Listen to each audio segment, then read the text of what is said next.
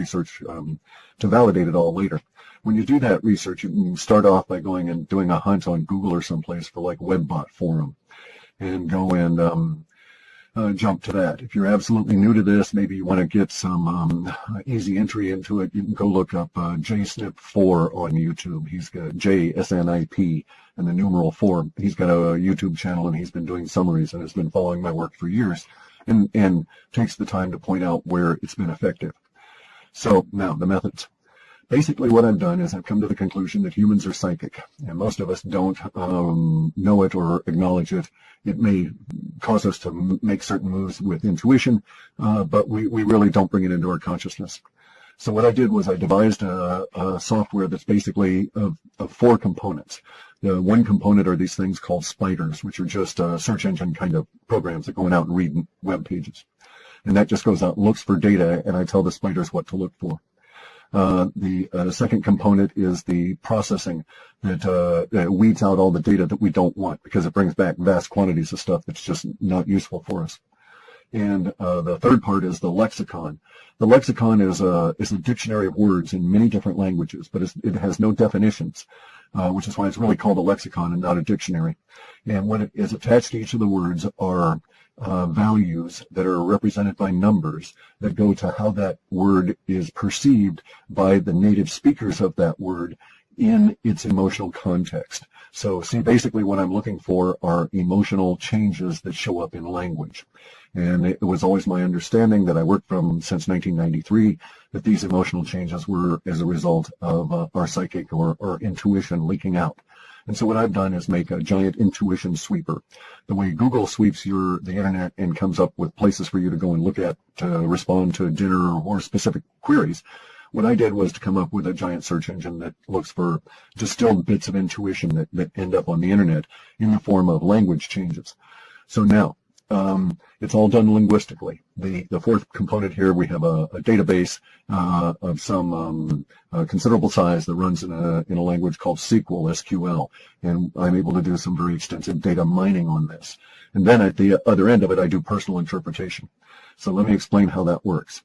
The data sets might bring back a collective psychic intuition. Okay, so let's choose as an example something I do not do. As a rule, I don't involve myself in personalities like celebrities, tabloid kind of things. I'm interested in a deeper level of discovery from this. So as a rule, I don't even look at and we throw out personalities and stuff. But at the moment, I'm going to use a personality as an example because it's the stuff I don't normally do. This is actually within the data, so as it occurs over these next I want to say 6 months, but maybe it was 7 months out in model space. I have a model that I moved through time, and I did the timing and then programming and all this on my own. So it's my own mechanisms. Again, I've discussed it in other interviews. But let's get to this personality as an example so I can show you the difference between the data and the interpretation. So the data says that there's this actor by the name of Luke Wilson that's going to be involved in some form of a car wreck. A car accident. This car accident, I think, as I say, is going to occur over the next 6 months, but maybe it was out 7 months. I don't remember at the moment. I hadn't really thought at the time I saw this that I was going to use it as an example, and so I didn't make any notes about it. And I'm just doing this from memory. But anyway, so that's the data sets provide that kind of information, and it's a very concise, very cryptic, because it's just basically accident, and then under accident there's a supporting set that goes to cars, and then there's the other set that ties in Luke Wilson by name. Now, then the interpretation part is there's a lot of other data sets in there that bring back all these other words. So what I'm doing is I'm interpreting that Luke Wilson will be involved in a car accident, as the data says, but that he's not going to be a participant in the accident. He's going to be more of a witness. And so that's how he's going to show up within the referenced language. It also helps, by the way, to note that our process here brings up language that's likely to appear after the event. So I don't really get in a description of the event. I get a description of all the words we're going to be using to talk about the event after it has occurred, or after it has not occurred, and we're still discussing it all. So let's get back to Luke Wilson, and then I'll give you another quick example here, and then we'll go on with the data. And so my interpretation here, the interpretation part is that he's going to be a participant in an oblique or peripheral sense, not actually in the driving either car, that kind of a thing. And I could lay out the data that shows as to why I think that, because of these supporting sets that have legal language and some other things in them. Now, so that's the interpretation part around the actual data set showing up. So there's two components into each and every element of future forecast. Okay, so now let's look at the elements of language and how an event can occur and not occur, yet still produce the same kind of language. Let's just say we took a Super Bowl. Super Bowl happens, everybody talks about it the media talks it up until it occurs, and then everybody talks about it for about 36 hours after that, and then it sort of falls away very rapidly. I know this from my spiders and how language moves. And so for that next 36 hours, everybody's talking about the Super Bowl, asking each other, or discussing it all, and, their experiences and so on. Now, it's my contention that if the media had done their regular run-up to the Super Bowl and then it had not occurred, the day before the stadium is supposed to be used, every toilet in that whole region broke, and it was not possible to bring in any toilets, so they canceled the Super Bowl. This is a far-out example, right? And therefore, for the next 36 hours, everybody would talk about the Super Bowl that didn't happen. And so we would get the same level of language about that Super Bowl, regardless of whether the event occurred or not. And so you see our conundrum. We get language forecasts, not descriptions of events. Ergo, I'm in a situation here where if I perceive that there's going to be an event, it could be that, it's going to be an event of omission as opposed to commission, in the sense of something that's missing rather than occurring. And I just can't tell the difference from the language we get, because we get the language that says Luke Wilson car wreck, and then some other legal language and other modifiers, peripheral sets in this, that lead me to suspect that he's just going to be, along for the ride in a legal sense and not really a participant. So I can make that sort of an interpretation on the data that's being presented. But in some cases, like the Super Bowl, maybe I could make a guess that it would be a situation of the Super Bowl not occurring, but within the language I might be presented, it may not be clear at all that there's any kind of a hiccup going on, because there's the same number of words, they have the same kind of things within them.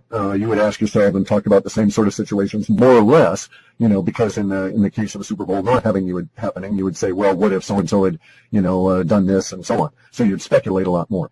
So you see the issues that are involved at a very high level, very skimming the surface in the work I do.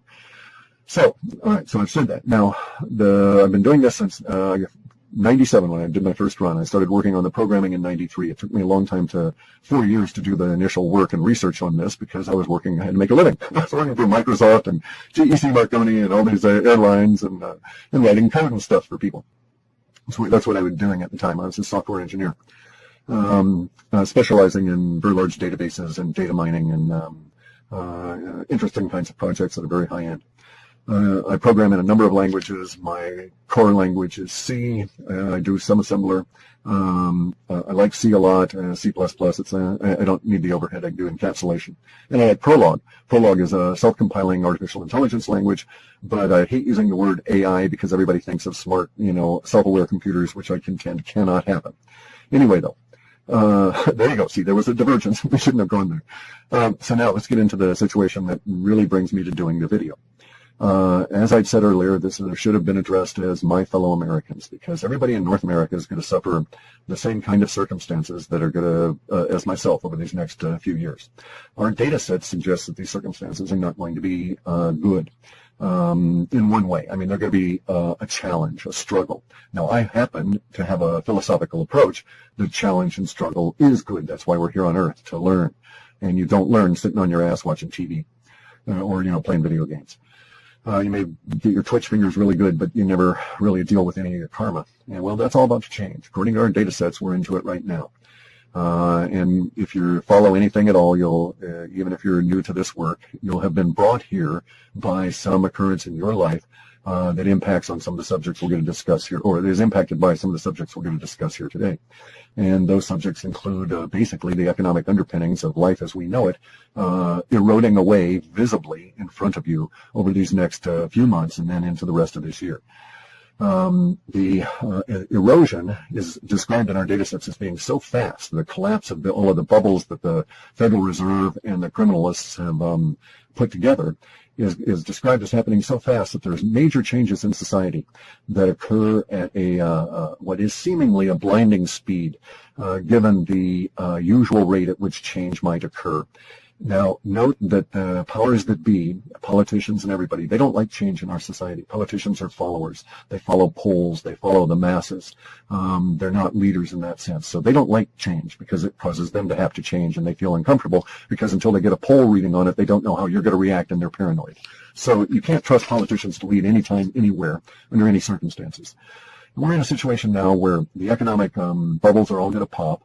You'll notice this today, tomorrow, the day after, by a sudden scramble, and I mean panic. A struggle that's going to work its way up to a panic to own gold or silver. This is going to sweep over everybody you know at some point. It doesn't matter where you are, basically, on the planet, because the collapse of the paper currency system is going to be a pandemic across all of the nations. It's going to be endemic to the society. You won't be able to escape it. It'll reach into every corner. Some people will benefit. You know, they were smart. They knew what to do. They saw it coming. Most people will not. Most people will be caught unawares, and they will be thrown into resources or into searching for resources that they really don't have too much of a clue about. So this is not the place that you're going to get educated on how to go on out and buy gold or silver or any of this. By the time you're listening to this, if you haven't got a substantial amount of gold or silver stored relative to the amount of coins and a few dollars you've got, you may as well not even try, because it'll be too difficult to obtain, and the prices, you'll be chasing price. If you're an investor or a speculator and you have that kind of money, have at it. You have nothing to lose in terms of chasing that price, because those prices are going to go into what would be considered to be astronomical terms. And fundamentally, it all comes down to a necessary human reaction and what's going to happen that's going to cause those reactions. And so let me go into that very briefly. The powers that be that are behind the debt-based, paper-based monetary system have set up circumstances that is going to cause their minions, such as the Federal Reserve, Congress, all these people they control, to react in certain ways. The conditions exist. They've existed for a number of years, and they've been building and building until they finally got to that. I think it's Peter Schiff that uses the example. Maybe I'm incorrect, of the last snowflake, but nonetheless, the last snowflake has hit the huge mass hanging on Mount Rainier, and it started an avalanche that's going to turn into a lahar. For those of you who don't live in volcano country, lahar is a water-fueled scouring mud flow that eats out old streams and creek beds, mixes up all that glacial fill rock and sand and gravel and stuff, and comes down like cement. It moves really fast. I mean, this stuff it moves at the 32 feet per second because basically it's slimy cement-like sludge that's falling down the side of a mountain. And when it hits, it's like wet cement, a whole tsunami of it. So it's really dangerous stuff. So we have a lahar coming to North America. Now, the lahar is going to affect all of us more than the rest of the planet, because we're stuck behind the dollar.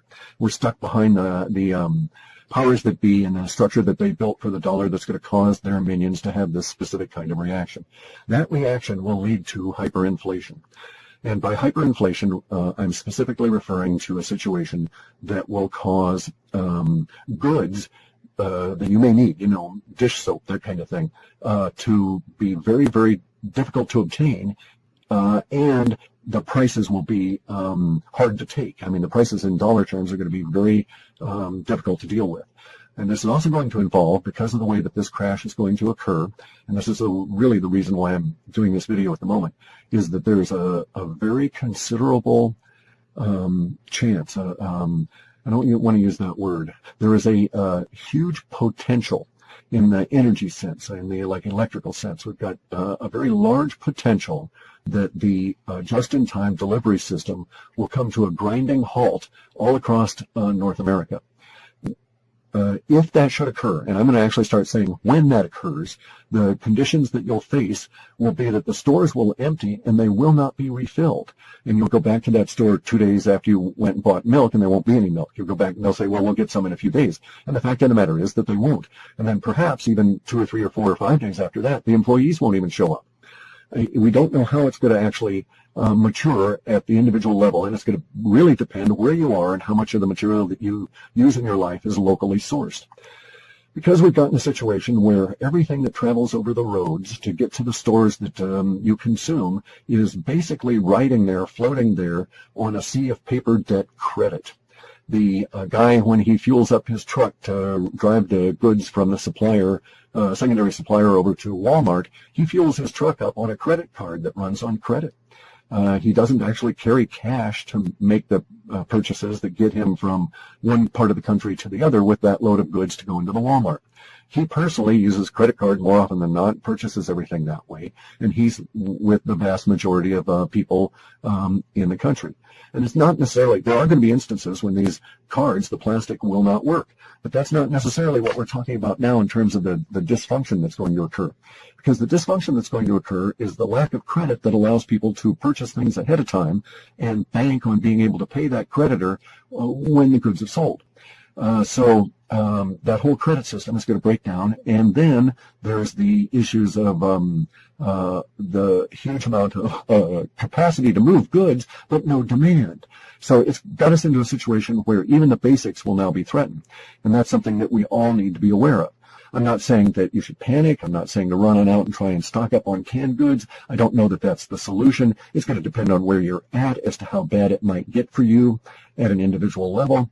You're going to have to analyze your individual circumstances for your financial capability to deal with sudden rising prices and unavailability of items, and then make some adjustments in terms of where you think you'll be 6 months out and a year out. And you'll know I'm correct if you're looking at this either ahead of time or later on, because you'll see that we're going to run into a situation of panic to purchase gold and silver and ultimately Bitcoin. Gold and silver is going to produce, that panic will be visible. You'll be able to see videos, and it'll even hit mainstream media, of people queuing up all around the planet to purchase gold and silver, and a lot of people behaving badly in mobs when they're not able to get some, because the store will have to ration it because they won't have anywhere near the amount that the demand is going to seek. So prices will rise. Prices will rise fast. Prices will rise continuously. Prices may jump up and down the way that prices usually do. But for the gold and silver, we're going to get into a situation that's going to be, in my lifetime, absolutely unique. And I'm an old bastard. And so that uniqueness is going to be a situation that my data suggests will occur in March and April, in which people will want to buy gold and there will be none offered. And so, for instance, right now, I think gold might be $1,200 or $1,300 an ounce to actually get some in your hand. Well, maybe by April, you might see a situation where someone's offering to buy it at $2,000 an ounce. Nobody's selling it. You know, they're saying to themselves, I'm not going to sell my ounce of gold for 2,000 bits of paper. And so they might say, well, we'll offer you 5,000 bits of them paper, you know, or who knows? We just don't know where it's going to go, because the course of the no offer is going to totally destroy the artificial suppression that's occurred that I know for a fact has been in place at least since the year 2000 and has likely been there since the 70s. But there's documented evidence that, you know, of the gold suppression and the silver price suppression since the 2000 at least. So under those circumstances, we're going to get this panic to own the gold and silver. That will tell you that I'm correct about what else is going to come. That'll eventually trail down to Bitcoin. When people realize they can't get gold and silver, there will be this surge to buy Bitcoin, and we won't see it because it's going to be online. You can go and look at like Fiat Leak and watch it occur. This could be global. We're going to see currencies all over start taking really big swings in volatility. What we call wobble. That was what the data called it, a wobble. We're going to have a wobble for the dollar. It's just going to bounce around like that. And as it bounces around, confidence is going to be lost. Because every time it comes down, the populace is going to have one emotional reaction, and then as the Fed drives the price back up with their manipulation, the populace is going to have another reaction, and they'll go along with it the popular reaction will be okay on the first bounce back up, but not that second one. From then on, confidence is totally shot. But the dollar's still going to wobble as it fades off into history. So if you're in North America, you're going to have to deal with the destruction of the currency that has moved my entire life. It's moved me through this planet my entire life, and it's going to be gone, effectively gone, especially as purchasing capacity dries up, because the response of the minions will be to hyperinflate. They don't have any other tools. They don't know anything else to do. They're really, really, really dumb. All these people at the top, they're just clever criminals, and there's a criminal system you live under, and that's why these really stupid people are running everything. And I cannot tell you how absolutely stupid these people are. But the system has got us locked in at an individual basis. That's going to change. The system is actually coming apart at the seams. Now, as this occurs, let me check my notes here. We're going to get to the situation here where, as I say, gold and silver will go no offer. The data shows shortly before that Bitcoin is reaching around 650 US dollars per Bitcoin. It's going to go much higher than that. But it's because the dollar is becoming worthless, not that these things are more valuable.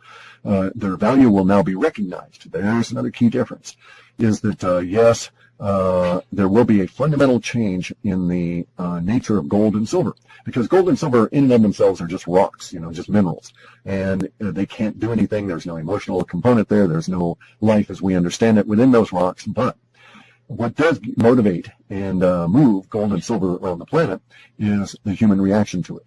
And that is to say, the perception that humans have for value in these rocks will change very radically as the perception and faith that they used to put into paper now shifts to something a little bit more solid and substantial. And so everybody will want these rocks and will give up on paper. And as I say, a little joking, rock, paper, scissors is a game, okay? In real life, rock wins every time. Now, and we've been surrounded by paper, just metaphorically. Rock's been surrounded by paper for a long time, and now that paper is just burning off. Okay, so let's set us up for the projections for the rest of this year, and then get on to the hopefully the end of this video. All right, so we have a situation where we're going to have panic to own gold and silver, long lines, people behaving badly. We're going to get to the point where the just-in-time distribution system, and I'm talking specifically North America here. I don't have time in this video to devote to data sets outside of that parameter. We have a just-in-time delivery system crumbling. We have stores shuttering, people going home because they don't have any employment. We'll have all of this ATMs and other problems as the electronics give us a bit of an issue. And then we're going to have weather problems that are going to be quite severe this year. And so those weather problems are going to be very severe on the southeast in August through probably to the first part of October. And they're going to be very severe on the west coast from our abnormally warm spring all the way through an abnormally warm summer. Now, there's one caveat to this that I've got to put in place before I continue. And we don't have anything in the data to suggest that this will occur, but there is a small level of potential that it might. If the dollar system crumbles rapidly enough, the geoengineering, the weather modifications that you see every day, if you look up and look at the sky and see the planes spraying those white trails around that everybody calls chemtrails, if the dollar fails fast enough, that'll stop, and it'll stop very rapidly. There is a suggestion in the data from years ago that did have some potential even years ago. So we do have some small growth in that area now within our model space, and it could happen that way. And so that may be an exacerbating component to this, is either the ratcheting back of the weather modification because nobody can afford the price of kerosene to put into the jets to fly them back and forth, or it may be that the chemtrail program collapses very rapidly.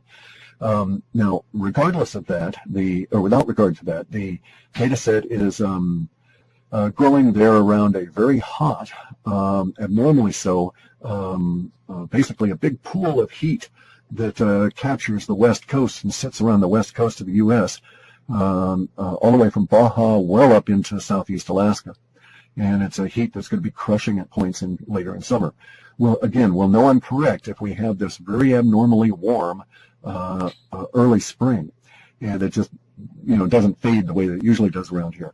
if that's the case, then we'll get into this situation where we're going to have the problems from the heat, and we'll know months in advance. Now, it could be that they're able to maintain the chemtrailing up to a certain point, and then the chemtrailing suddenly collapses, and then we get into the heat very rapidly. I just have no way of telling how it's going to manifest. So if we have if we don't have this abnormally hot or warm spring on the West Coast, but it's just regularly warm, and we have lots of chemtrails, then bear in mind this forecast still has a lot of potential to come true as long as the underlying economic destruction is ongoing. Because at some point they won't be able to afford to put the fly ash slurry into the air, and that's going to stop the chemtrails, and then the heat's just going to very rapidly escalate.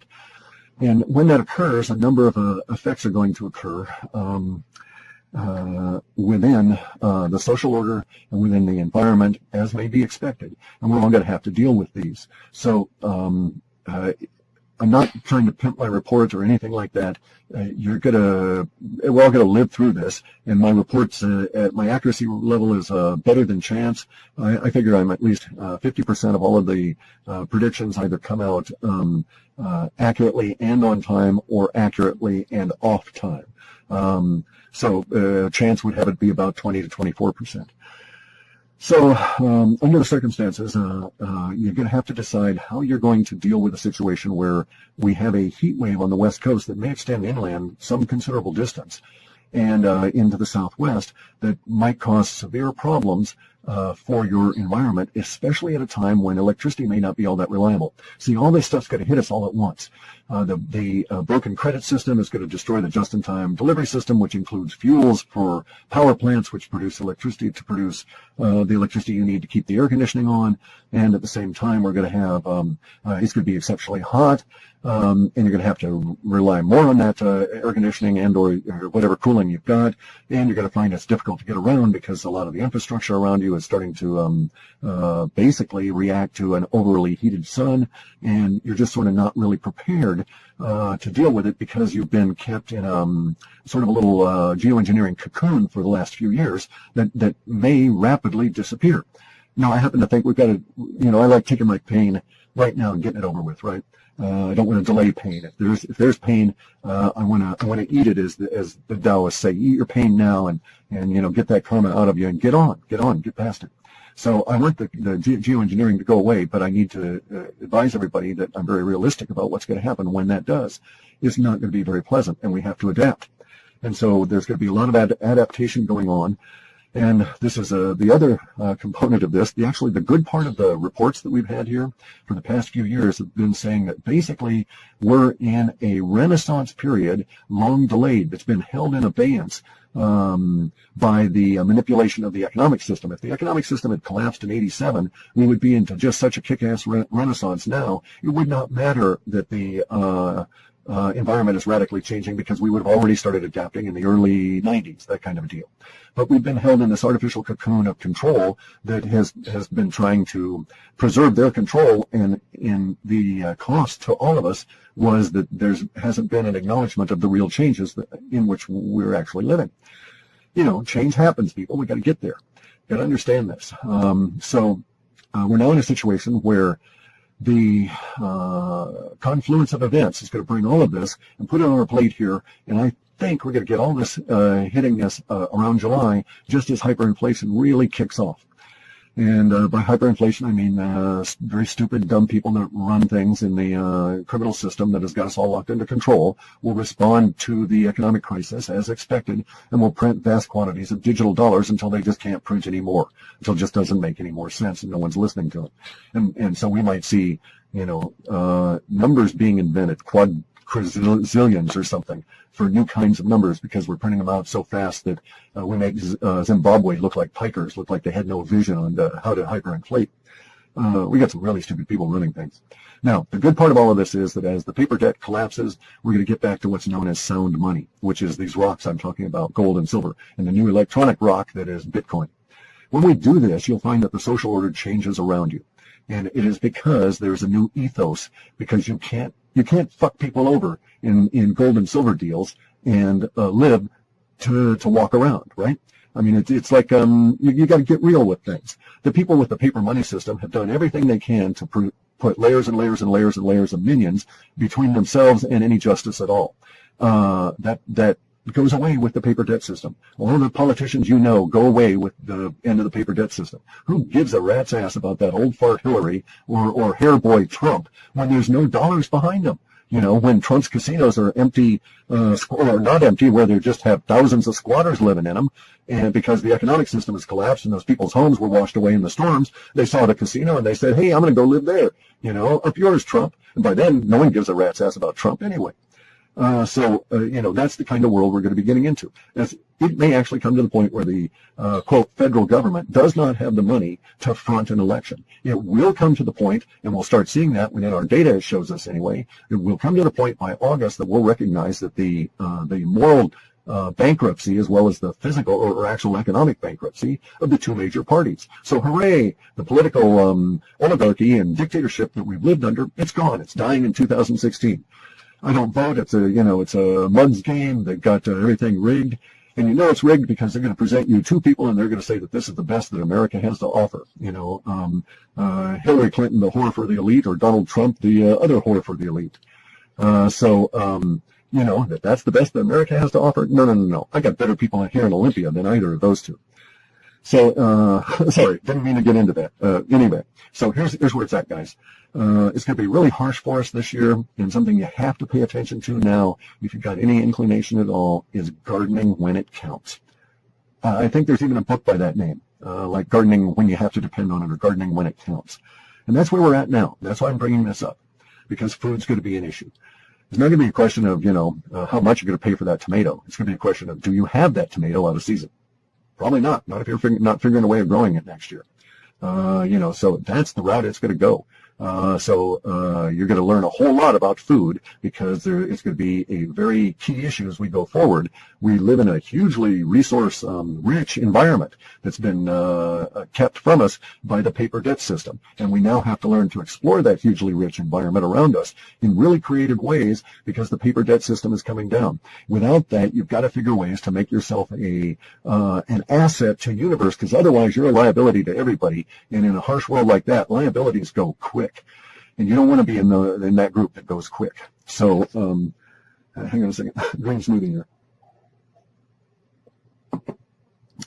So you're going to need to figure ways to be self-reliant, to take responsibility, to take personal responsibility for your interaction with others, to recognize that you're going into what we can now call a sound money situation, where you get paid for as you produce in the universe. You know, if you offer value, you will find that universe rewards you. Unlike the paper debt system, where if you don't offer value, universe, and you're a criminal, universe has rewarded you. Well, that system's gone. You know, universe is tired of that. We've learned what we could from it. Now it's time to get rid of it. In any event, so gardening when it counts. Get to it. Get creative. It doesn't matter to me if you live in the middle of a highly urbanized environment, as long as you've got electricity. And you can figure actually that some things in some areas, electricity will just keep going. Other areas not. It's just going to be, you know, depending on the luck and where you live and how many people are in there and how scared the government is of electricity riots and this kind of thing, right? And so you know, you may not get an electrical bill. It may get to the point where who is it, like Con Ed? I don't know if that still exists in the Northeast, but you may not get a bill from your electric utility for years once this stuff starts happening. And they may still keep the power on simply because the government is too afraid. Those people in power are too afraid to turn it off, or to allow the natural course of events to have that power company shut down. And so there will be some things that will, by nature in some areas, a lot of it driven by fear, become de facto public institutions in a serious way. So if you've got electricity, talk to your local pot growers. Figure out how to grow things indoors under lights. Especially good as long as they're spraying the chemtrails. You don't really want that aluminum and the barium and the strontium and the other crap they're putting up there down on your food anyway. That's why I've got a grow dome, so we don't, you know, in a dome, a geodesic dome with plastic over it, so we don't get all the chemtrails, because they put tons of the stuff in the air here because it blows east where they want it to go. So anyway, gardening when it counts. Be creative. You can grow tons of food in small spaces. You'd be really amazed. If you get into things like biointensive, go look up biointensive. You can find that you can grow a full year's diet in 1,100 square feet per person. Even smaller if you're doing it indoors under high energy conditions. More continuous, better crops, etc. If you need hints, go to places like Permies, Permies, I think they're .org, Permies.org. It's permaculture. People there have been doing this stuff for years. They can guide you. It doesn't have to cost money. You can find most of the materials. We're in a resource-rich environment. Even in an urban area, you can find areas where you've got sunlight and all the conditions that you can then, or most of the conditions that would then allow you to do something, drape plastic over a balcony and you've got an instant greenhouse, that sort of a thing. So it's going to come to that. Look to what happened to Cuba as your model, because that's going to be basically what's going to be happening to all of North America over these next few years. We're into the periods of struggle. It started this year, January 1. It started just if you paid attention to the stock market, it started there with very ominous sign, portents of the future, all of that. And so we're into the years of struggle. It's a decade. We'll be doing this for the next 10 years. The first 4 years are going to be really rough. That's when most of the people that are going to die from this will perish, is in those first 4 years. So if you make it through these next 4 years, the odds, so to speak, are increasingly in your favor. There are going to be a lot of people that are flourishing. They're going to flourish in this period of time because it's their nature. You may want to, latch on into their sphere of influence, because there's creative individuals out here that are going to respond in a very positive way and create whole new social movements and means, and in some cases, economic empires, because they'll know how to do things and will respond appropriately, and the universe will reward the fact that these guys have done that. It's going to be very difficult for everybody. Let me see the last on notes. Okay, so gardening when it counts. Weather's going to be a problem. Be prepared to do all of your gardening stuff indoors. It doesn't matter if you're east, west, north, or south. There will be some kind of a condition that will impact you in a negative fashion that indoor gardening may make more sense. In some areas, power, when it goes, it won't be coming back. It's just going to be, at least not in any meaningful fashion. So just be advised of that. There are going to be areas, according to our data, that lose power regionally, and then it's a struggle for years for them to get up to the point where they have reliable power again. I don't have any sure guidelines on where that might be, and I don't offer any suggestions to anybody on where they should go live, because that's personal karma. As I say, I could tell you, oh yeah, go live in Denver, Colorado, and you get there, and the second day you're hit by a truck and killed. It's entirely personal karma. So, don't ask me where universe wants you to live. Ask universe. And then if you're dependent on medicines, be advised that you should look into that. See if there are substitutes, see if you can stockpile. There will be shortages in some medicines for some period of time. Over the next 10 years, it's going to be a little bit spotty. Now, on the other side of that, there's good news in the data sets that say that the Renaissance is going to hit North America. We're going to really blossom. That once we get rid of this paper debt monster, the zombie octopus banks that are vampire squid things sucking our blood and life. Mixed metaphors, all the helling on there. Once they're gone, the Renaissance really blooms here, and we come out stronger, in some ways much more cohesive, and in the end, North America, or not in the end, but over the next 10 years, will come to dominate and offer to the planet some things that don't exist now. A plethora of North American-based bioreactive agents in the forms of new medicines that will be developed here that basically couldn't have evolved, couldn't be built anywhere else, simply because of the plants and mineral structures that have evolved here. That's going to happen. Also, data showing that we're going to get into new kinds of businesses that may include, George Jetson kind of cars, anti-gravity kind of floating around vehicles, which I personally would like. That'd be really cool. Actually, dozens of things are pointed in our data sets have been in reports for years, new electrics and this kind of stuff. So we'll get right down to it in terms of my report and stuff, because I'm going to wrap this up here. I offer these reports at $15. There's enough discussion on them in the Webbot forum that if you didn't want to spend the money, you could probably go there and ask people, and they could probably tell you certain things that are going on. We have to be relatively careful about encouraging the republication of our material, because it causes circuitous loops if our spiders pick up our own material, and it causes problems within the data, and I actually have to spend probably 18-20% of my time screening all that crap out. And it's a constant chore. So I don't really advise people to discuss that in that fashion. But if you can't afford the report, I'm certain you can go and learn what you need to from the people that are discussing it in places that we've got like cordoned off, like the Webbot forum and stuff. Now, note, I don't involve myself in that forum. I never go there. I don't run it. It's none of my software, not on any of my servers. I just don't have the time to get involved in any of that sort of stuff. Any new information I get on a pertinent to the moment kind of thing, I usually post on Twitter. When Twitter goes down, I'll probably put it on Google Plus, or post it on my own site, depending on what's happening at the moment.